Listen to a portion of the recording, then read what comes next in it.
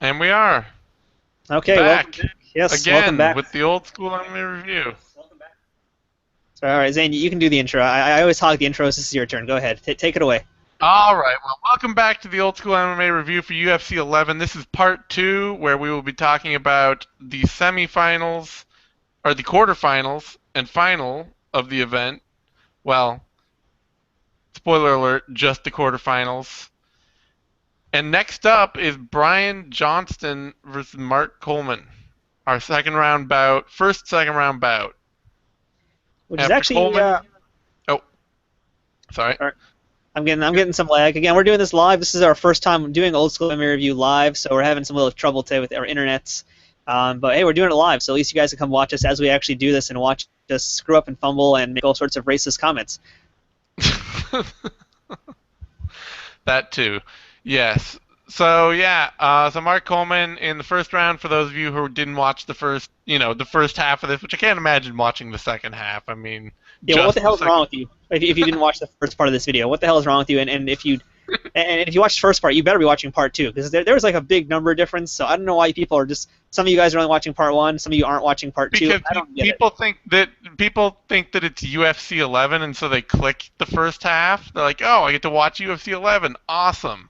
And they're like, "Oh, it's two nerds talking about fighting. I'm not gonna watch the second half of this." Yeah, who's this idiot with the giant sideburns? Who the fuck is he? He doesn't know anything. I could beat him up. And I quote YouTube comments that I get every day. Yes, yes, that's the miracle of writing about fight sports. Yeah, Because we are. you know who makes the best writers in the world? Guys who've gotten punched in the head for a living. Yeah, you guys think we don't train, but we do. We train, and we know what it's like to get taken down, punched in the face, kicked in the groin. We know what it's like more than you do. So just remember that. We Maybe. train UFC. We train UFC, that's right. I have 5 mattresses in my garage on which I train harder than most fighters. If their name Tank Abbott, yeah. Yeah, all right. Let's not put that to a test. Nobody call me up and give me and make me an offer to come to their gym and see how hard they train. I don't need to be proven wrong. Unless it's like a little kid's karate class, in which case, yeah, it could be like Kramer on Seinfeld. Oh, Speaking of, that's kind of a good segue, actually, you think about it, because if you compare the size differences between Johnson and Coleman, it kind of is like Kramer fighting a little kid. Mark Coleman is Kramer. There you go. We made the connection there we finally. go. Mark Coleman is the UFC's Kramer, stepping into the kids karate class that is this version of the UFC fight field. Someone needs to Photoshop Kramer's head right now on Mark Coleman's body and send it to us. There you go. Please do that. And so yeah, we get the intros for the new fighters. Of course, Bruce Beck makes the wonderful assertion that Brian Johnston has lost to Don Frye, so he's been in there with talented fighters. Like, what a ringing endorsement that is. He lost to somebody good, so we know that by proxy he should be better. Yeah, that's MMA math for you. That's how it should work. It is. And we also get shots of Mark Coleman's family. His whole family was there. And his dad clapping, looking remarkably like a living statue. Although, All you not surprisingly, Mark Hall looks a lot more like a dad than Mark Coleman's actual dad does. Mark Coleman's dad looks like a farmer's only robot. Like for a farmer's theme park. He's the one of the robots for the rides, just like. So Mark Coleman's dad is an animatronic farmer, is what you're trying to say. Yes, that's what I'm trying to say. I'm going to tell That. Mark Coleman you said that. I'm going to tweet him right now. Alright. I'm going to tweet to Kramer right now. Okay. So moving past Mark Coleman's animatronic dad. And his me and Kramer, yeah. Besides Yeah. that. Kramer's animatronic dad. There we go. We also get Brian Johnston's incredibly limited Golden Gloves credentials that they're trying to sell him on, being the Northern California super heavyweight Golden Gloves champion. Yeah, which didn't do him a lot of good in this fight here. Let's be honest. It did him no good here. Ah, shoot, I'm losing you again.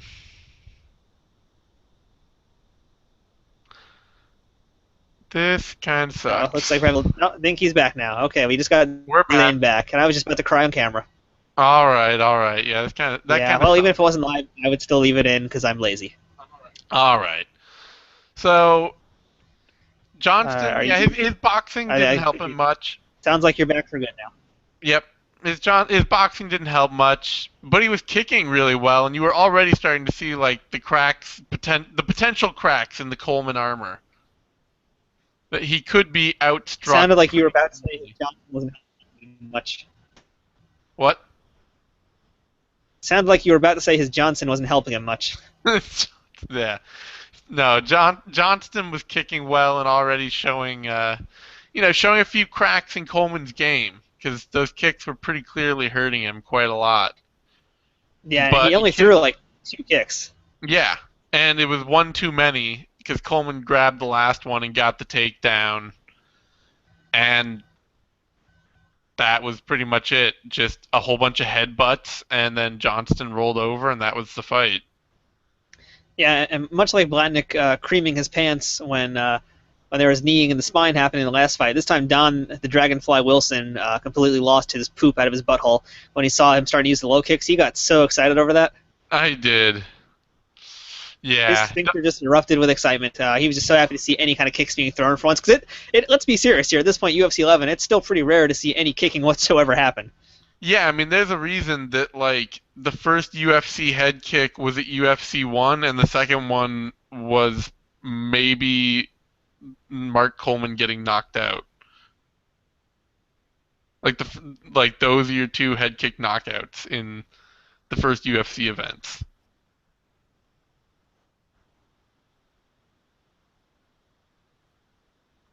Ah, shoot, that's losing again. You're back. All right. Looks like we may have lost Zane again, I'm. folks. You're back for me. All right, let's have you just start over and just start from the top.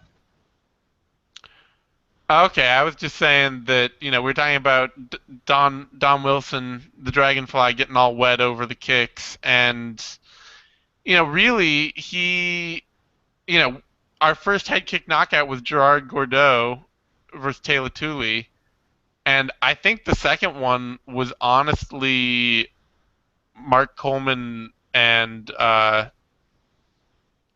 oh Smith, not Pat Smith, the other Smith, Petey Williams. Oh, Maurice or Smith, yeah. Murray Maurice Smith. Smith. I think those were like your first two head kick knockouts was UFC 1 and then I don't know how many events later was that. What event did that happen That at? was UFC 14, I believe. UFC 14. So you went through 13 or 12 UFC events without another head kick knockout. And even then, at this point in history, we've only seen the low kicks be used by Marco Huas, maybe a little bit by Don Frye, I think, maybe a little bit by Bolander, but I don't remember if he did. And now we're seeing it here with Johnston. So we haven't even seen low Yeah. kicks be employed that much still at this point in history. No.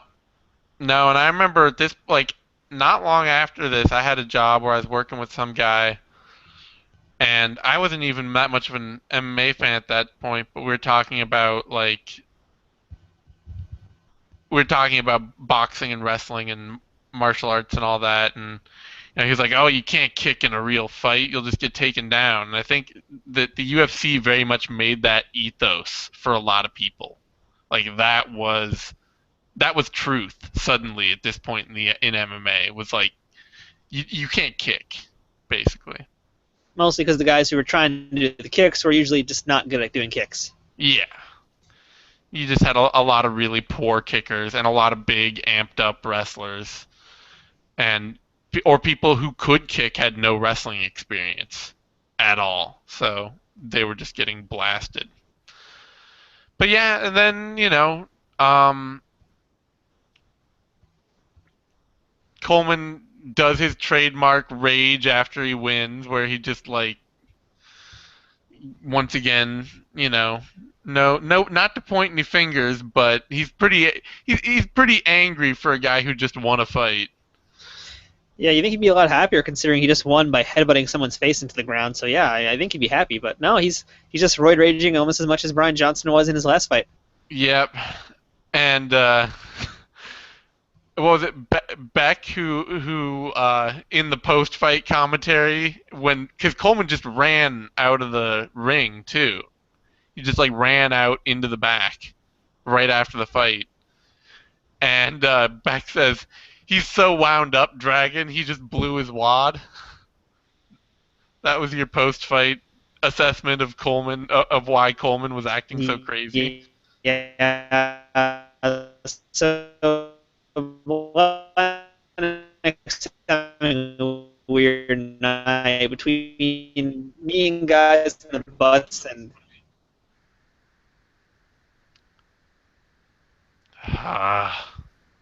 Seriously, why am I having... Zayn. Are you back with us? I am back with us, but I am not at all happy about how much trouble I'm having. That sucks. Yeah, we just blame Tank Abbott for that problem, so I think we could say it's his fault. Yeah, I don't know Are you still here with us? Have we lost you again? No, I'm here. I'm here. I'm just pissed at my thing, at my computer, at my internet. I don't know what's going on. I'm thinking maybe trying to turn off HD. If you're able to, go ahead. Right now, it looks like we are filming in this in HD for some reason, so if you need to turn that off, go ahead. If you can do it without stopping the broadcast. Let me see if that helped. Or am I getting... Yeah, there we are. We're back now. Did that help at all? I'm hearing you. You're a little laggy in terms of video, but I can hear you, so we'll keep going until it happens again. Okay, so... Yeah. Mark Coleman blew his wad all over the all over Brian Johnston there, and then raged out of the octagon. And And this is why you never want to have sex with Mark. Don Wilson kind of crapped all over Brian Johnston for rolling over, like he had a lot of options right there. And No. kind of went all out into the weirdness by saying that Coleman was really like amazing for being a wrestler who doesn't use submissions. Like submission wrestling was really something that anyone other than Ken Shamrock was doing at this point in the UFC. Because nobody was, of course. Yeah. There was any submissions that anyone was getting, like, Mark Coleman's earlier was a scarf hold. Basically, Dan Severn smothered people, and Don Frye wasn't submitting anyone ever. Now, it does kind of say, if you think about it, how weak the UFC's roster was, like as we were saying, compared to other companies that were coming up now. They had big stars because they were there first, but in terms of the overall roster that they had, they were still just pulling in a lot of just street fighters who didn't have any actual technique. Yep. So, but it was, Don Wilson going out in left field saying that for some reason he was surprised that Coleman's not a submission wrestler, but whatever, Don, whatever, Dragonfly. If that's your song, you can sing it. Sing it loud, Dragonfly. Sing it loud. That's right. And so now. Well, now before actually, because your version probably went right to the fight, didn't it? We have filler though. Yours went right to the fight, I imagine. I had a little filler. How much filler did you have? Like 10 minutes, maybe 10 minutes or so, maybe 15. Okay, we might have had the actual same filler then, because that's right. Yeah, if yours was 2 hours long, then for some reason they actually left us in, which actually shocks me that they left in the entire 15 minutes. I thought I was going to talk about it because I didn't know you still had it. But basically what happened at this point now that Coleman's left the cage, they have announced that we were supposed to have Tank Abbott taking on Jerry Bullander, which would have been a pretty interesting matchup, but Bullander is out. Bolander has been injured, and so he's going to have a replacement. Well, And first they announced they were a little suspicious of it, and they kept talking like, oh, maybe Bolander's trying to like play for time and get rested up because he had a really long fight and stalling. And even though they heard that he might be injured and might be about to be replaced, they were kind of like, oh, he'll probably be fighting, and then suddenly it was like, oh, he's being replaced. yeah, they did pad that out. And then once he was replaced, we still had another 10-minute gap before the fight actually happened. Yeah, I think I still had that gap. It was not anything at all notable. Although Um, they probably did cut out a few things because this is at this point this one they actually did mention the answer to the question from our first video. okay, they did cut that out. Yeah, Next we had our CompuServe question of the night, which was how would Mike Tyson do in the UFC? And Zane, are you ready for the results? I am so ready. Okay, what's your prediction for the percentage of who would say what? I would say, considering how crazy people are, we'll say 65% would say he's going to do really well, and the other 35 terrible. If it's not split two ways, then I don't know. Okay, well, you're not terribly far off, but you're still very wrong. 76% of the CompuServe audience, however many people that is, we'll never know. 76% that said that Tyson would lose in the UFC. Yeah, I mean, that's pretty ridiculously high, and considering the talent of the fighters at the time, it's a pretty ridiculous assessment. But I mean, well, he would lose, but it'd just be like, he's not losing to Sam Adkins or to like, or Julian Sanchez. Yeah, the question's a little out there because it's also not saying if he'd win in a UFC fight or a UFC tournament because he could probably win a fight or two, but could he win a whole tournament? That we don't know. It depends who he would face. So it's kind of a bad question, and also it's 1996. The Yeah. internet was not quite as popular yet, so there's probably a total of 10 people in that chat room voting on this maybe. Yeah. Although they seem to have a pretty active chat following, surprisingly. Like I remember, like they were really good about building that and maintaining it. And also while we're waiting, I think you probably saw that they showed Scott Frazo's wife in the audience. Did you have that? I saw her after the fight. I don't think I saw her before. Okay, they actually mentioned her before the fights because she's in the audience also waiting. They showed her a few times before finally acknowledging who she was. His wife Joanne was in the audience, so she was there. I'm trying to see what other notes I have, and really they just padded it out. I mean, there wasn't much to say. They did Yeah. mention it's they're just kind of just padding it out, just bullshitting. Really, there wasn't much to say that was important yet. Talk a little bit about Tank. That was pretty much it. I mean, I forgot to mention this actually in part one, but during the Bolander-Gurgel fight, Frazo was actually at cage side watching the fight. I don't know if you noticed him during it. Mm-mm. He was actually sitting where Ken Shamrock was sitting earlier. He was just watching the fight because I guess he figured, if in case he had to go in, he should probably watch to see what's happening, or maybe he just wanted to see how Bolander did because Bolander, was the guy that beat him in Puerto Rico. So yeah. Yeah. Weird. And it's also kind of ironic in a way too, because again, Bolander beat him in Puerto Rico. Now he's coming in to replace Bolander. Yeah. Well, it's certainly coincidental. I mean, I don't know if it's quite ironic, but All right, you friggin' hipster bastard. Fine, it's coincidental. all right. But I want to say though that while the lead up was boring, this was one of those fights that in my mind I was really excited to watch again because I knew that they like sparked this long feud that they eventually resolved in a trailer park years later.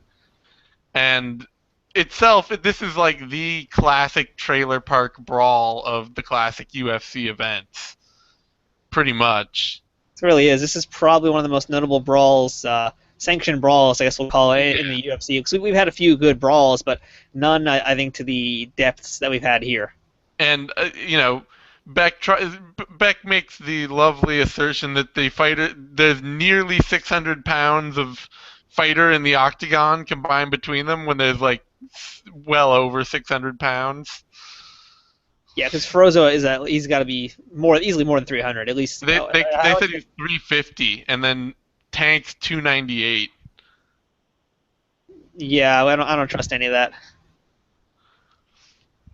But and then you got some classic, like, you got Tank's dating profile. Did you hear that when they gave that out pre-fight? I remember them talking about his prison record. Was that the same thing? His hobbies. There's a Tank talked about his hobbies, which are going to bars, getting crazy, and raising hell. Wow, he's the original Stone Cold Steve Austin. But yes, then he talked about the arrest record thing, where he said that his arrest record would dwarf the combined arrest records of all the other fighters on the card. Yeah, that's a lot of filler, and most of it was just insulting Tank Abbott, which is it's pretty great if you actually think about it. Here's the commentators for the event, and they're just bad-mouthing one of their own fighters. Yeah, like I said, it was pretty obvious that they wanted nothing to do with him, which, like I say, and the thing is that, I mean, this fight ended up being so bad, and entirely because of Abbott. Yeah, well, once the fight finally did get started, which was 15 minutes after the last fight, so a big gap. And I guess for the most part, if you watch it on Fight Pass or the original version, you're going to get all that 15 minutes to kill. So, go to the bathroom, do whatever you need to do. But in this case, after 15 minutes, we finally got the fight. And, it's... I want to say that it was better than Gurgel Bolander, but then it's hard to say because they were both pretty dull. At least this fight had just some good exchanges every now and then, but it was like, you had like a 10-second exchange and then 10 minutes leaning against the fence. You did get to hear Frazo screaming fuck you, man," like into the mic of the as they had the camera shifted right near him in like a mid-fight exchange with Tank, because they were going back and forth all fight. Yeah, which is why I think I actually like this fight more than Bolander and Gurgel, just because they were trash talking the entire time. Like, you can just easily hear them cursing each other out really loudly. And we also need to mention that Don Frye's in Frazo's corner, by the way. He's Frazo's coach for this fight, which is also really cool to see him there coaching, of all people, Scott Frazo. And so in between Tank Abbott and Scott Frazo cursing at each other, you've got Don Frye coaching Frazo saying, "All right, sweetheart, now do this, sweetheart." You heard him say that, right? Like, even calling his own guy sweetheart. Yeah. Frye is pretty fun to listen to. He's got that great voice for yelling at people. He's got the voice that you assume Dan Severn would have. Yeah, unfortunately for Freddie Mercury, he doesn't have that voice. No. And this was also where they revealed that Tank Abbott hadn't been training lately at all, really? Apparently. Wow, color me surprised. Yeah, I mean, he looked like shit, and they were like, and part of their shitting on him and hating on him was just like, Tank Abbott says that he stopped training, like he stopped having a disciplined training regimen and is now training like for a fight, basically, like street fight training, which basically I think means getting drunk on a bar stool a lot. I would assume, because that's pretty much more or less. Having him chase chickens. Mm? It means Mickey's having him chase chickens in the backyard. That's right. He's eating a frozen side of beef. Yeah. Instead of hitting it, he's just chewing on it. Yeah. Oh, and then, yeah. I did like the enormous knees that Frazo was hitting Tank with. Those knees were like, they shook the whole cage. That was, I don't know if it looked like it hurt. I guess it was hurting. It was hard to tell just because they were such big masses of hulking flesh in the ring that you can tell it was actually happening. But those knees are definitely doing something. I think they hurt Tank a lot. I mean, by the time you got into the middle of this fight and they were like zooming in on Tank Abbott, he just had like the glossed over eyes of somebody who is like done with life. He just looked like he was dead inside. And every time one of those knees would like thump into him, he'd just kind of groan and roll over a little, and just like, oh, just like it was like somebody had tranquilized a bear and was hitting it with a bat. That was basically what you were watching. Yeah, Tank had no idea what he was getting into, and in the post-fight interview, he even said like he wasn't training for a bigger guy; he was training for smaller guys because he thought he was going to face Bolander. But again, that really shouldn't have made a difference because he wouldn't have really known much of who was in the tournament field before the show started. And even then, if you know you're going to have a guy like Mark Coleman, you'd want to train for a bigger size guy. And if you want to, and same thing goes with Julian Sanchez. I mean, you're going to have some floppy fatties in there. You got to get ready for anybody of any size. Well, maybe he just maybe by training for a bigger guy, maybe he meant that he was going to like try to outsize everyone. He was trying to pack on enough weight to be the biggest guy there. So Possibly, maybe 'cause he was actually, in terms of mass, he was definitely well, he would have been the biggest guy besides Julian Sanchez and Scott Frazo, because the rest of the field was mostly smaller sized guys, relatively speaking. yeah. But you also so we talk about how powerful these knees are and how much damage they just tank. This fight then also had some of the most abysmal fight calling I have ever heard from cage side commentary. I mean, not only was there nothing to call because the fight was terrible, but Don Wilson would literally not shut up for a second about how unpowerful and weak those knees were. And then Blatnick, for all of his great grappling calling that he did, would not shut up about how unpowerful Frazo's punches were and how they weren't doing any damage when he was nailing him straight in the back of the head with punch after punch after punch or right in the gut. And it's just like, you can't be serious here. Like, Nah, I do this find it. guy 350 pounds swinging a leg at you. Even if his technique is shitty, if that leg hits you, it's gonna hurt a lot. It's a lot of mass behind one very large body, and the fact that he was being coached by Don Frye meant that he was working on his kicks, because we did actually see a few kicks, so he was working on being speedier than his last performance. And I'd actually have to say, his stamina was way better than Tank's. His stamina surprised me, and he actually had some technique. He was throwing. I mean, well, yeah, he was definitely doing more damage. He was throwing the straighter punches, so he was pretty much always landing whenever he threw. Because Tank was still going loopy for the most part. So anytime Tank would throw a loopy arm at him, he just went straight down the pipe and hit him right in the jaw. He was definitely doing a lot more damage. And I also find it ironic, and I'm going to use this term hopefully correctly. Maybe this time I'll get it right. In that, the last time we saw Tank, he was saying how he was on the commentary table saying how knees don't hurt, and here he is being kneed, and yeah, it clearly hurt him. So I guess this was a year where Tank learned a lot. That's ironic. That is ironic. Vicious irony. I got it right for once. Go me. That's right. Yay! Congratulations. I'm graduating today. I'm also pretty sure at one point Frazo did call Tank a fucking pussy too. Was it pussy or was it wussy? Because I heard wuss. You heard wuss? Maybe it was wussy, and I just assumed that a grown man wouldn't call another man wussy in a fist fight. You would think so, but it's the UFC, and seeing is believing. Yeah.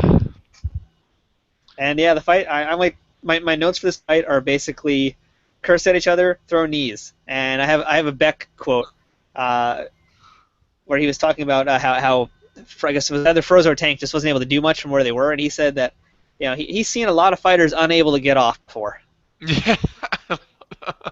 This is also where we got this is not footsie, it's the UFC, because Blatnick was calling for stomps.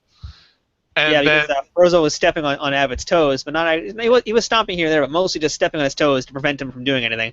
Yeah, and then Beck at one point said that Scott, in what may be one of the worst comparisons to have ever been made in the history of comparing one thing to another thing, he said that Frazo was doing a pretty good Fred Astaire imitation.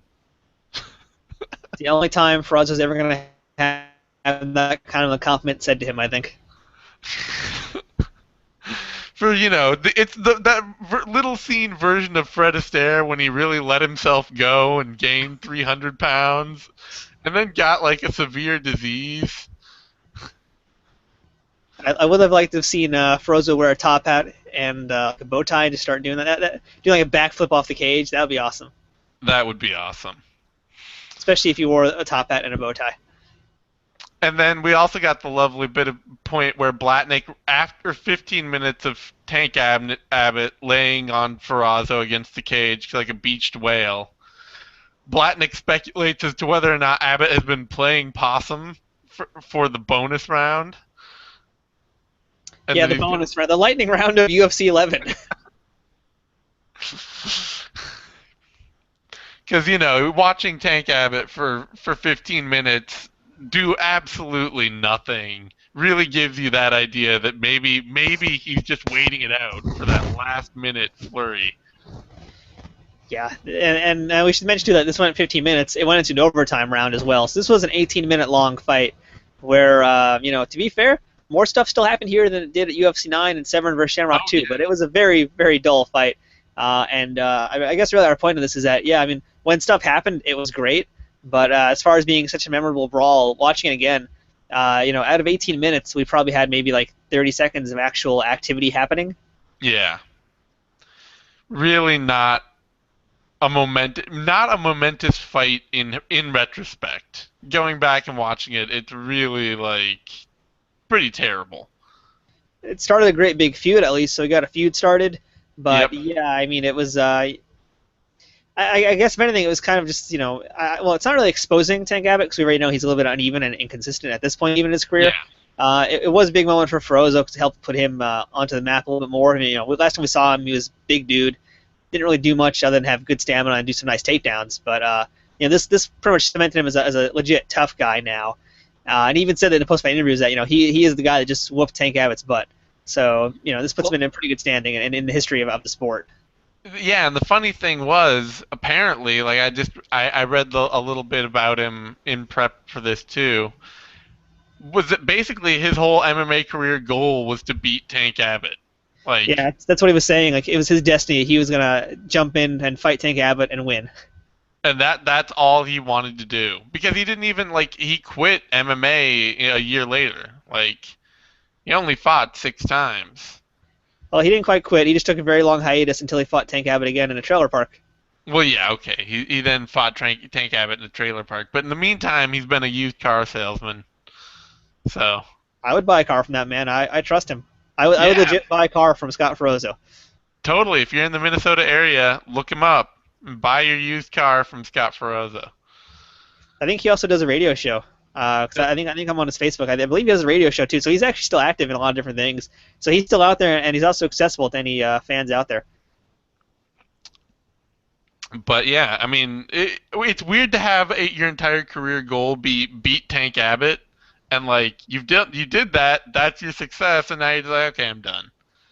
Like, mission accomplished. Beat Tank Abbott. Yep. So Scott Frozzo advances, and he will be fighting Mark Coleman, or will he? But and this was Frazo did immediately post fight give us our best post fight interview of the night.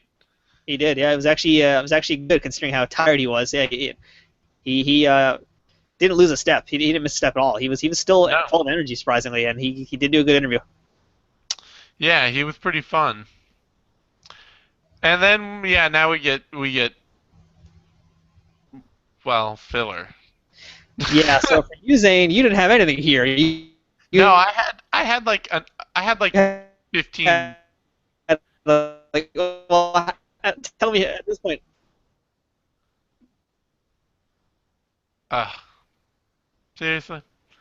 Say Okay, there you are. There you are. You're back. You froze for me too. Okay, I had like 15 minutes here or so all right. So were you at while they 15? tried to grapple with what they were going to do next. Yeah, you had 15 minutes. I had 70 minutes of filler. Yeah, I did not have 70 minutes. So I want to show everybody who's watching here. I have a little notebook where I write down all my notes for what I'm going to say for the event. So I have now. This is where we are in the show. I have 2 full pages on a legal pad, top to bottom, of notes of what happened in the 70 minutes between that fight and the end of the show. So I'll go through my points. And we'll talk about those, and then you can fill in with everything I miss. I think you probably missed everything from leading up to probably the last 15 minutes of the show. I think you probably just had the last 15 minutes. I had everything before that, so yeah. Very likely, but let's do it this way so we figure out exactly, and then you can tell me about all the horror that you witnessed that I didn't. All right, where did yours start up? At what point does yours start? So after that, they start. We get a little filler, and the announcers immediately start pushing Tank as potentially a fallen star in the UFC. Mostly because they pretty obviously hate Tank Abbott and don't want him around. And he did fight a terrible fight, so I'm not surprised that they're pushing that narrative, but that was immediately the first thing. And then we got Beck saying one has to wonder about destiny, so I'm getting all the build up before they find out that Frazo's out. Yeah, so you still had a little bit of stuff that was right after the fight ended. Yeah. And Beck saying one has to wonder about destiny, at which point Frazo's destiny was to be beaten to a pulp by Mark Coleman if he decided to get back out there. Yes, and yeah, like so we pretty much get robbed of that fight because now Yeah. Frozo's injured. But yeah, so go ahead. And so now suddenly Frazo's out, and they announce Traven, and they show Traven's fight from the prelim. And they were like, oh, maybe the cut's keeping Scott Frazo out, and not the fact that he also looks terribly out of shape and just fought for 18 minutes with somebody else who's out of shape laying on him. And then they showed Traven's early fight, his prelim fight, where he rear naked choked Dave Barry, who was wearing sweatpants, for all the glory that gave us. You mean the famous comedian Dave Barry? No, not the famous. That'd be pretty fun, though. Yes, it would. I'd watch that fight. And now then they replayed Coleman's fights in brief highlights, or well, they weren't even that long. So and they then they took some time to shit on Tank Abbott again, where Blatnick came out and said, "I like Tank Abbott, but I give him a D minus for that fight." Wow, what a dick move, Blatnick. What a dick move. And Don Wilson then gives Tank a B for any time the fight was in the middle of the ring, which actually seems pretty generous. Yeah, especially for the Dragonfly. That's a very generous rating. That is a very generous rating. Then we find out Traven has a broken hand. This is where we see the awesome Spank Tank sign. Yep, that's right. Yeah, so there's someone in the audience's sign that says Spank Tank. And it's got Tank Abbott bent over and a fighter with a huge hand standing next to him. Yeah, and this is why our sport gets so many comments about homoeroticism. Yep. It's all Tank Abbott's fault. And then they start speculating that they find out that Traven broke his hand, and they start speculating that perhaps a losing alternate could fit in or could fill in. Like that would make some sort of sense, and you wouldn't just push one of the losing quarterfinalists through. You'd put a losing alternate fighter ahead of them. Yeah, because that's what K1 used to do. Not bringing alternates, but K1 when they did their tournaments, if winners couldn't go in, they'd bring in whoever lost in the other major bouts. They'd see and who would jump in instead. Yeah. Like that's you don't give a losing alternate the fight. You give it to somebody else who actually was in the tournament originally.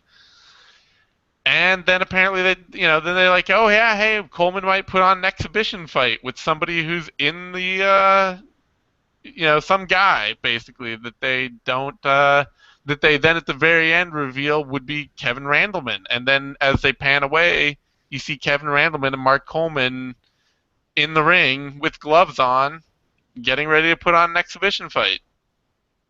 And they did a really big interview with Mark Coleman. Or not a big one, but like 5 minutes with Mark Coleman that was just ridiculously awkward, where it was really obvious Blatnick was doing another like bite-sized, child-sized interview with Mark Coleman, and Mark Coleman had no interest in being there at all.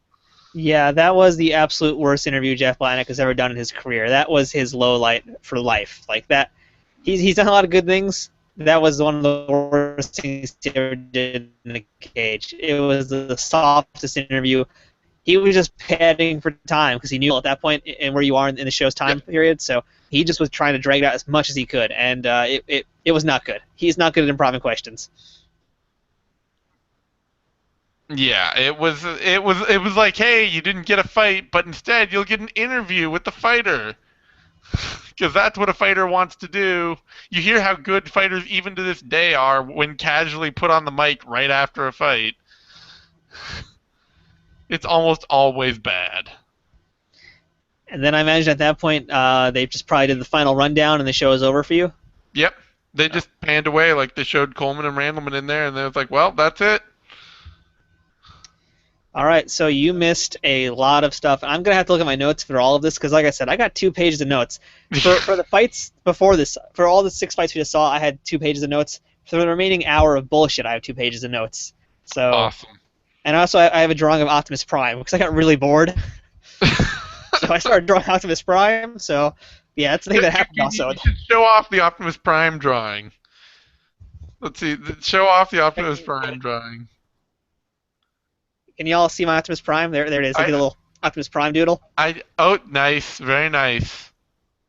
Yeah. So there's my Optimus. That's my really bad handwriting that I do because I'm trying to like scribble as the show's happening without pausing it. So yeah, that's how bored I got. Is I started drawing Optimus Prime and other random doodles, including Ken Shamrock's butt at one point. It looks like. Don't show us that one. Nah, you don't want to see that one. Spank Tank. That's my response. Okay. So here we go. And like I said, I'm gonna have to look at the notes. So. After 4 minutes of nothing happening, which is just basically them cleaning out the ring, we got a Don Frye interview. This is immediately after the Scott Frazo interview. They did a Don Frye promo video that was like 20 seconds long, really short. And then we get a Don Frye interview where he talks about the loss to Mark Coleman being just a bad night for him. And they also start mentioning now the Ultimate 2, which is their next big event in December. Don Frye's going to be back fighting in that one, and he's going to be in the same bracket as Mark Coleman, which is a pretty big deal because Coleman, again, beat him in the finals of UFC 10. So there's potentially a chance for a rematch at the Ultimate 2. So, Frye just says he had a bad night in UFC 10. Meanwhile, again, the question of the night has just been about Tyson. So Blatnick tries to ask Don Frye about what would happen if he fought Tyson. Nice. And Tyson just not Tyson. Don Frye just completely no sells it. He doesn't want to answer it really. So he just says, well, everybody wants to fight him right now, and he's a tough guy. That's all Don Frye says. He doesn't actually even answer it. What a terrible question.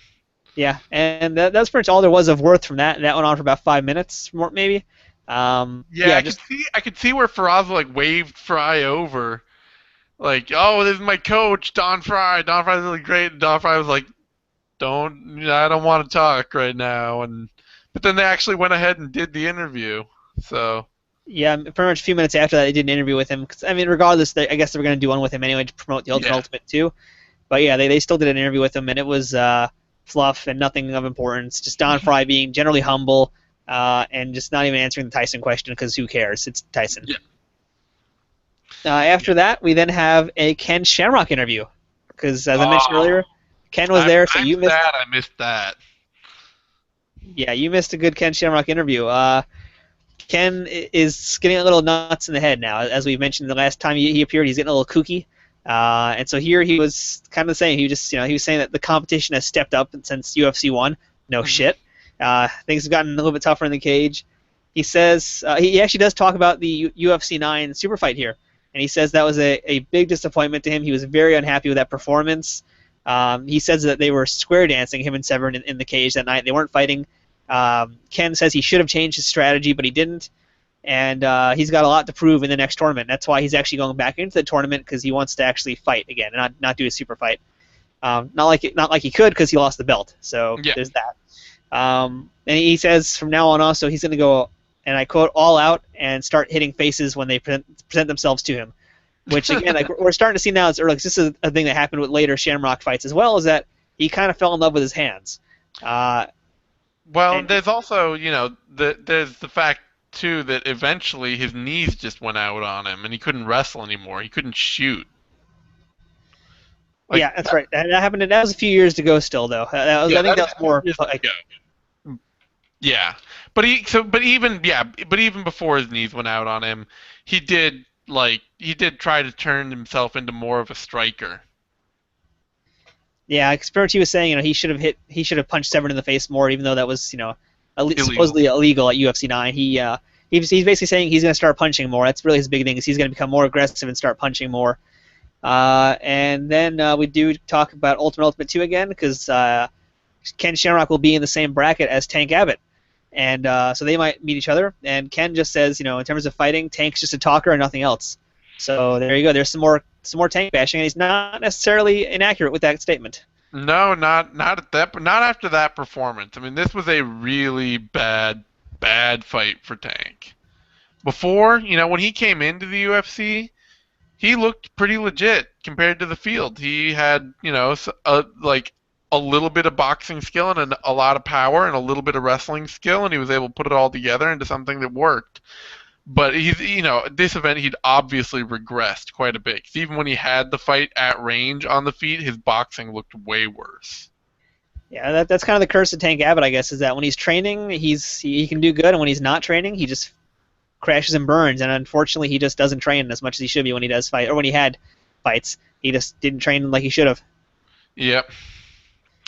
Yeah, so at this point, saying, as much as it's stupid of the promotion to shit on him the way they did, they weren't necessarily quite wrong for doing it. No. And so that brings us now to, in terms of filler, we've now had 20 minutes of filler. And this is where yours came back in with them announcing that Frazo is out and that Roberto Traven is in. So I also got to see Traven's fight in the highlight form. I didn't see the whole fight. I just got to see the highlights of it. Yep. And in between that, they also showed then the Coleman highlight reel that you also saw of Coleman beating up everybody in the event so far. Yep. So we got that, and got to back talking to Coleman. And they're basically saying, am I still there? It looks like I just got cut off. Am I still... You're here. You're here. Okay, that was weird. For anybody who's watching live, I just had a weird thing on my screen. So yeah, we cut to Bob Meyerowitz in the back, and he's talking to Coleman, and he's saying something that we don't quite know what it is yet, but basically at this point, he's pretty much telling Coleman that there's no one for you to fight. You're just going to go out there, and we're going to award you the finish. But at this point, the commentators don't even know that. But if you pay attention and you see that version, you can pretty much hear him saying that to him, that he's telling him there's no one else left. So he already knew. Meyerowitz already knew, but the commentators didn't know yet. Yeah. And so we cut back to the crowd, and we see Tank Abbott signing autographs. Yep. He's just hanging out and signing autographs, so you probably got a little bit of that as well. Did get a little bit of that. And so then 5 minutes after more padding and just more BSing from the commentators, and I didn't really take notes on that just because I was tuning out. I was busy drawing Optimus Prime. They weren't really saying much, so Optimus Prime kind of took priority. And so yeah, after about 5 minutes later, they announced that Traven is also out. And at this point, you missed something really incredible. Oh. Yeah, you missed an Andy Anderson sighting. He's back. Oh. How could I miss an Andy Anderson sighting? Andy Anderson is just hanging out with Tank Abbott at cage side, just literally hanging out. He's not doing anything. He's just there. His head pops up in camera. We see him. It was a beautiful moment. Has to happen once every show. Once every show, and it continues. And that's page 1 of my 2 pages of filler notes. Oh God. So we now go back to our favorite part of all UFC shows, and that's the CompuServe question and answer time. Yes. I can see how bored you are. Just imagine having to sit through this. You're just listening to it. You're bored. No, I am so bored. I am bored hearing about it. I had to actually watch 70 minutes of it. You just listened to it. You're like, yeah, I want to go home. I'm sorry. I should be honoring your sacrifice more, with more dignity. I died for your sins. Remember that. That's right. And I've done so much sinning. All right. So we have CompuServe question and answer time from the internets. So we have a bunch of questions that Beck is reading right off the computer. So let's see. First, he gets a question from one person who says that he's asking Don the Dragon Wilson, as a striker, what do you do to defend the takedown? To which Don Dragon Wilson does not really answer. He just says, if you're going to deal with a high-level wrestler, you're going to get taken down. That's his response. Great advice, Don the Dragon.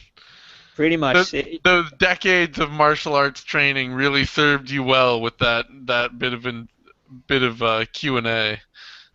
And to be fair, we haven't seen too many sprawls yet happen. We've seen a few here and there, but we haven't seen a lot of sprawls. So, understandably, No. we know Wilson's not. Yeah. Yeah, he just doesn't know. Wilson's, we know, is not a fan of grappling either at this point, really. So, he's just basically saying, just get taken down. Big deal. Yeah. And then we move on. Okay, we have a lag there, looks like.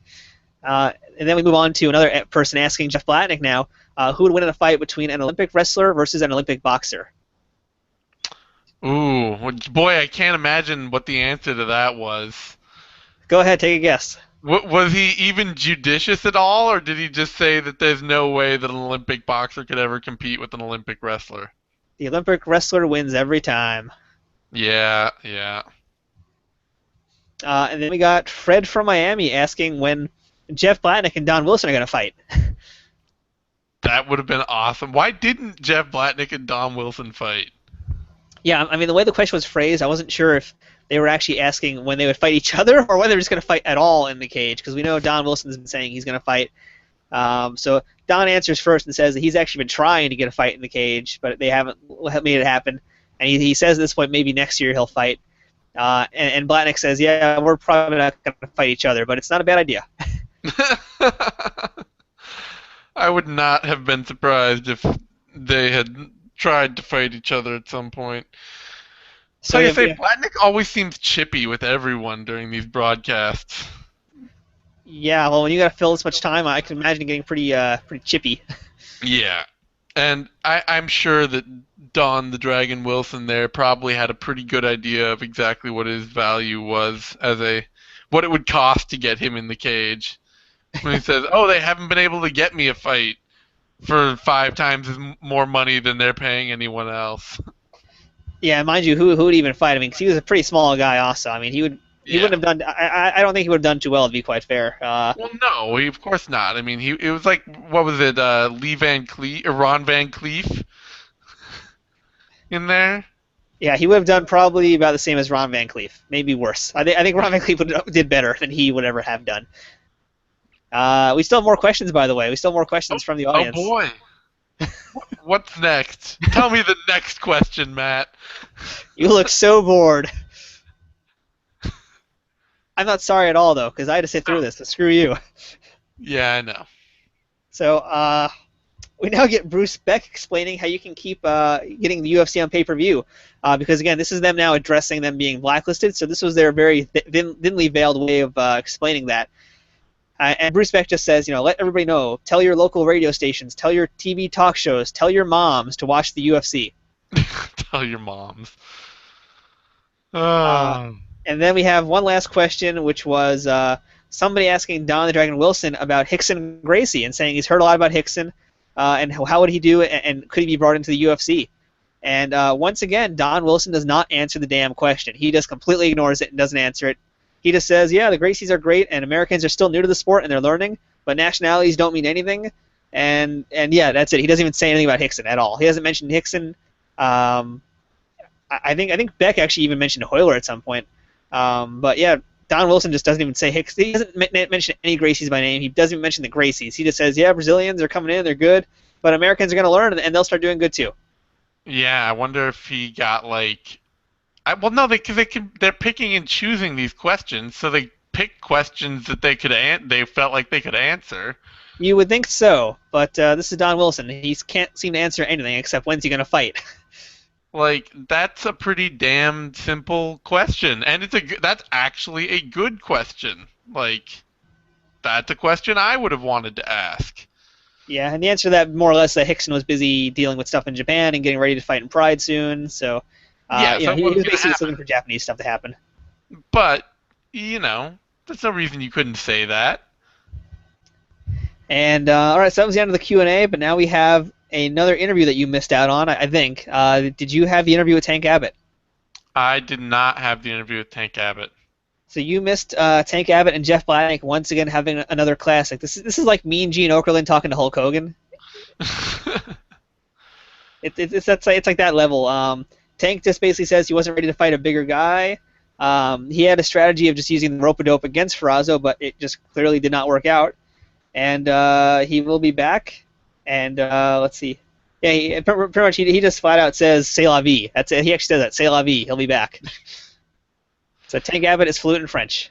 Yeah, that's pretty classic Tank Abbott interview right there. And so now, after 25 minutes total now, 25 minutes later, I guess it is, Mark Coleman finally starts walking out to the cage, and then we have a commercial. So there's more filler. Now we get a commercial for Pancrase Tokyo Tough. Then we finally come back, and Coleman is declared the winner by forfeit because there's no one for him to fight. And then that's when we get the never-ending interview with Jeff Blatnick that just dragged on and on and on. It Yeah. was, yeah, and then we also find out that Coleman agreed to do the exhibition fight, which we know is now with Kevin Randleman.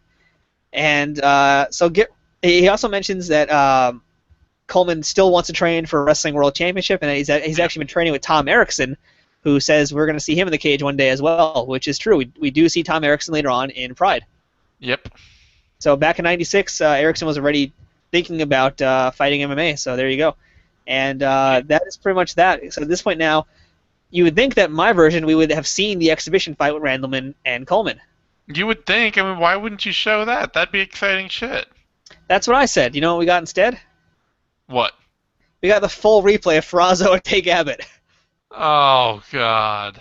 We got the entire fight. So that was like, including the entrances and all the post-fight stuff. So we basically got 25 minutes now of them again. Oh, that's terrible. Yep, And and then we got another Ultimate ad for Ultimate 2 coming up. Then we got the final wrap up that you saw, and that is UFC 11. So basically, it started off with a bang and it ended with a whimper. yeah, very much so.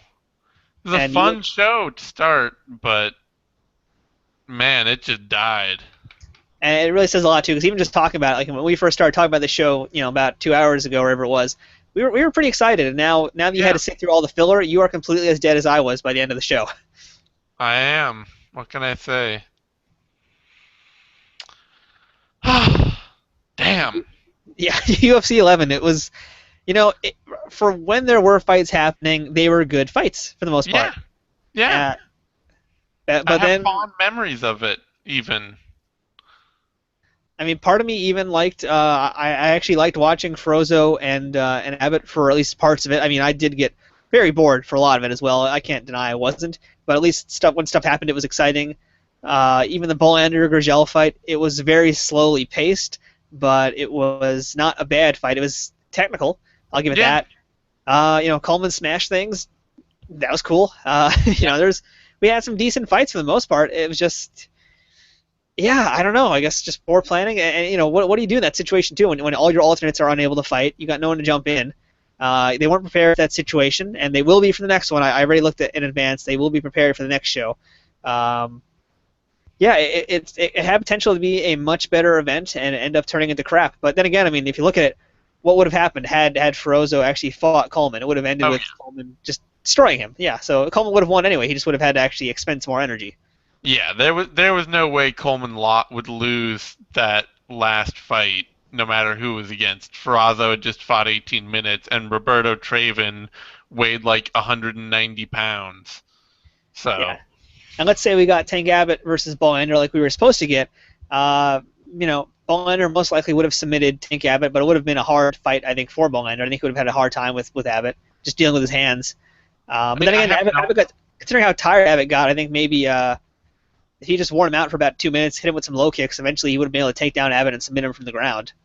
I mean, I think the big thing with that Abbott Bolander or the Abbott Ferrazzo fight was that in the first minute or two, Abbott got hit really hard by a couple of straight punches, and I think he was just not expecting.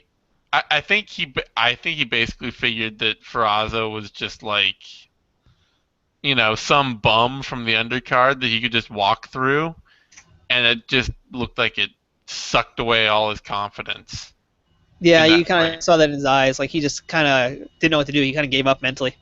Yeah, it just seemed like he was totally done. I mean, and part of that too was just that if he wasn't training, I mean, he seriously looked regressed. He Yeah. had zero. They're like, oh, Tank doesn't have the shot ability to really wrestle against a guy. But you watch him when he came in, and he was wrestling. I mean, that's what he did. Is he came out and he boxed. He knocked out that other big, or that big Hawaiian guy. And then he went out and he wrestled the next match. And even in this event, when he choked out Sam Adkins early on, like he can do some wrestling, but And he did even have some takedown ability, but he just regressed from not training at all. Yeah, this is kind of a sad moment in Tank Abbott history because we've been big fans of him up until this point, and I think we're not done being fans of Tank Abbott's yet. No, no. But this is not a good night for him, and it kind of exposed his biggest problem that has been a problem throughout his whole career was just not training. Yeah, pretty much is just yeah. He didn't stick to it at any point or for long enough periods to really be. I mean, it was never like, oh my God, Tank Abbott's gonna take over the sport. Even at his best, where he trained constantly, I mean, I think his best was making that UFC,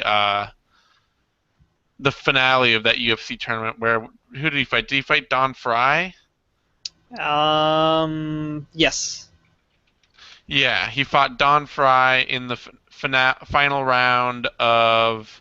Oh no, where he fought Oleg Taktarov. Oh, okay. So I'm thinking well, spoiler alert, next event, yeah, he fights Don Frye.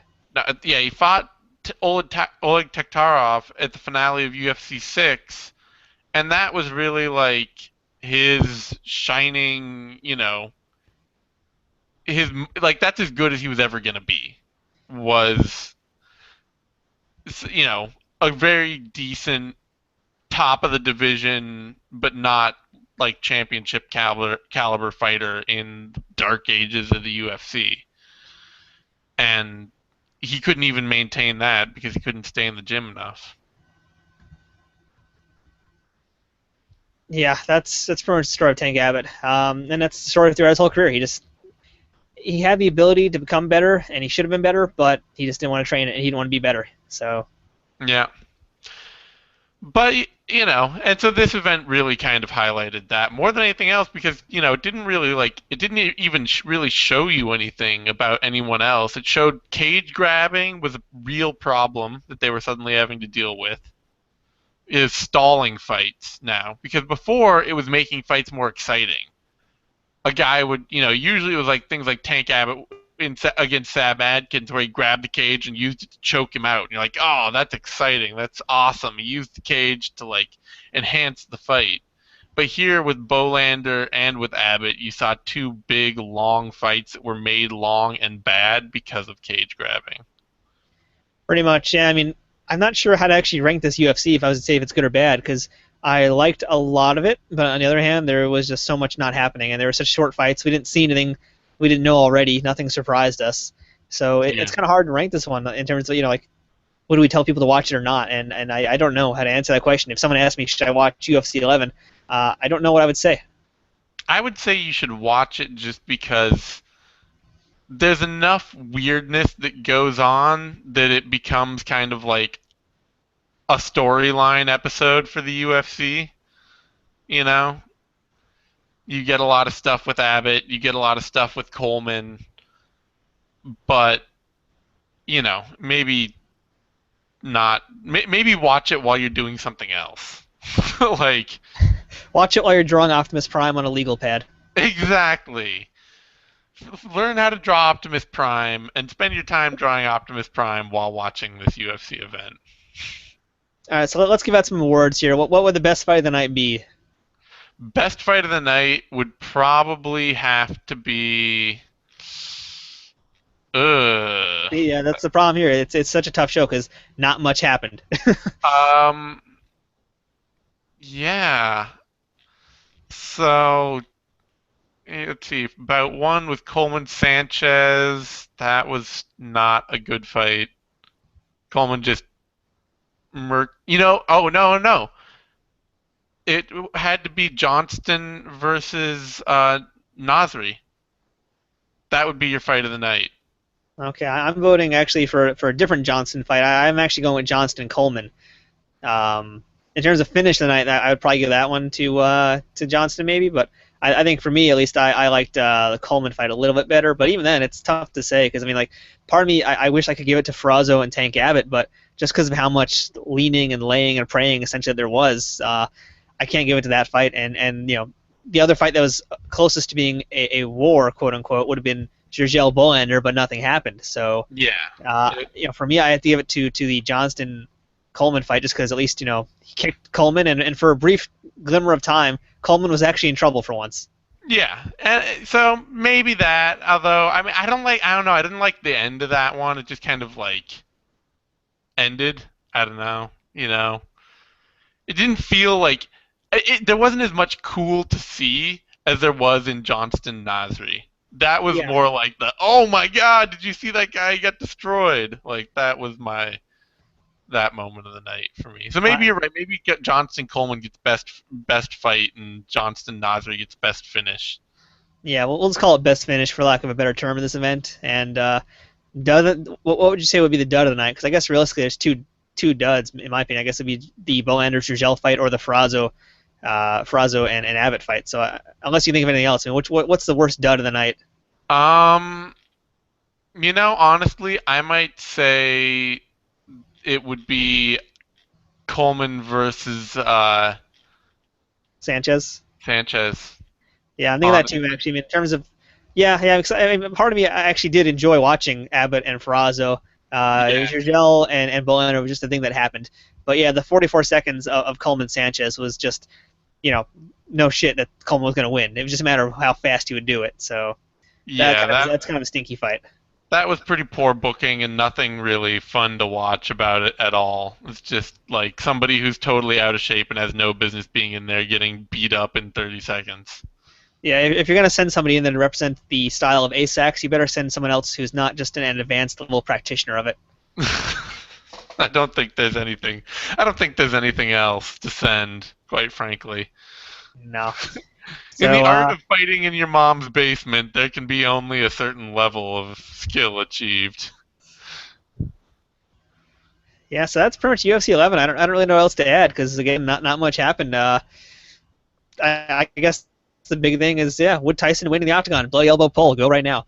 Besides that, I don't know what else there is to say about UFC 11 because it was really just kind of like a filler before the Ultimate 2. They didn't really bring in any Yeah, top guys because they were saving the best guys for the next event, and they were hyping up Ultimate 2, which is really great because again, Ultimate 2 is one. It's probably the best tournament. I haven't seen it in a while, but in terms of who potentially going to be on it, this has the makings to be one of the best tournaments they've ever had. Does it actually come out that way? We will have to see.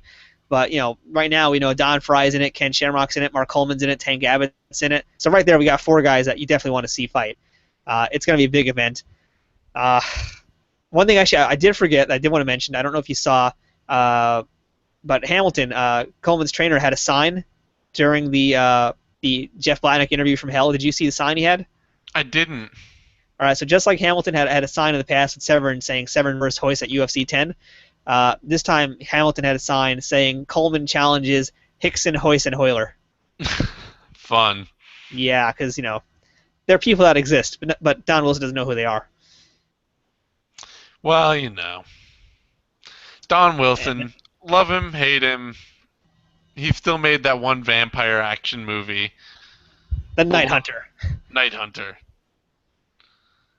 Yeah, and that's pretty much UFC 11. It was just filler before the Ultimate 2, so they couldn't bring in the top guys to fight. So Basically, if you're so into watching old UFC events that you are like, want to know if you're all about the history and you're about to watch Ultimate 2, watching UFC 11 is probably the one event you should watch like right before to get you sort of built up for it. But otherwise, if you're not about to watch Ultimate 2, you could probably skip UFC 11. I mean, basically the good news about about UFC 11 is that unless you're doing these old school MMA reviews like we are, you can just fast forward through all the shit. Which That's means true. if you fast forward through all the shit, you basically have like 40 minutes of fighting out of a 3-hour show, and that's most of that time is spent either with Jurgel and Bolander, which quite frankly, you should play that at double speed anyway. And Frazo and Abbott, you can just kind of walk around, do some exercises, go eat some fried chicken while you're just waiting for stuff to happen. So realistically, it's a pretty quick show to watch if you're just watching the fights and fast forwarding. It's actually not that bad. Watching the whole show on its own kind of mars the entire experience. Yeah, it's true. So that's UFC 11. Not much else to say. I think we padded out almost as much as the event itself. That's always our goal. That's always my goal. Try to make our audience suffer with us. Exactly. Yeah, we're all filler, no killer. Well, any final things you want to say before we end our dog and pony show? No, I'm just checking to see if I have any more notes. All I seem to have is a doodle of RoboCop and Thanos for some reason. I'll save that for next week. So I guess now we're going to basically prepare to head into the Ultimate 2 at our next event, which is happening December 1996. So that's going to be our next show, and that's going to be a big one that we've been looking forward to for a long time. I know our fans have been waiting for this one as well. They want to see us do this one. So our next show, Ultimate 2, it's finally here, and that is a big milestone for STG. And we'll have some more surprises actually in store after Ultimate 2 in terms of what's happening next. So yeah, stay tuned. We'll be back very soon for the second Ultimate event. Zane, take us out of here. All right. Until next time, Matt. I got nothing. Seacrest out.